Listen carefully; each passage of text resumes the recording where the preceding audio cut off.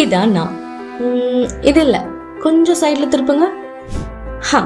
இதான் நான். அவங்க பெத்தெடுக்கலனாலும் அவங்க பிள்ளையாவே வளர்த்தவங்க எங்க அம்மா. இந்த ஆத்து கடந்து மலையேறி ஸ்கூலுக்கு போகணும்லாம் சொல்லுவாங்களே, அது மாதிரியெல்லாம் சொல்லணும்னு எனக்கும் ஆசைதான். ஆனா எங்க அம்மா விட மாட்டேன்னு சொல்லிட்டாங்க. புது சைக்கிள், புது பேக், தினமும் விதவிதமா லஞ்சுன்னு நான் கேட்கறதுக்கு முன்னாடியே கொடுத்துருவாங்க எங்க அம்மா. கொஞ்சம் உடம்பு சரியில்லைனாலும் துடிச்சு போயிடுவாங்க. எனக்கு தேவையானதை எனக்கு முன்னாடியே யோசிச்சு கையில கொடுத்துருவாங்க. அப்புறம் ஸ்கூல் முடிச்சு காலேஜ் போன உடனே புது ஸ்கூட்டர், லேப்டாப்னு எங்க அம்மாவோட செல்ல பிள்ளை தானே வச்சுக்கோங்களேன்.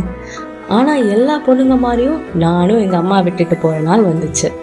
தாலிக்கு தங்கத்தையும் கொடுத்து தாய் வீட்டு சீரையும் அவங்க ஆசீர்வாதத்தோட கொடுத்து அமிச்சாங்க.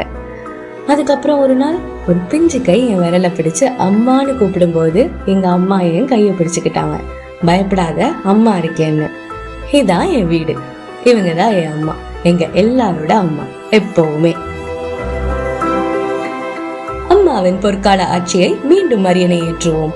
நல்லாட்சி மலர்ந்திட இணைந்திடுங்கள் எடப்பாடியாருடன்.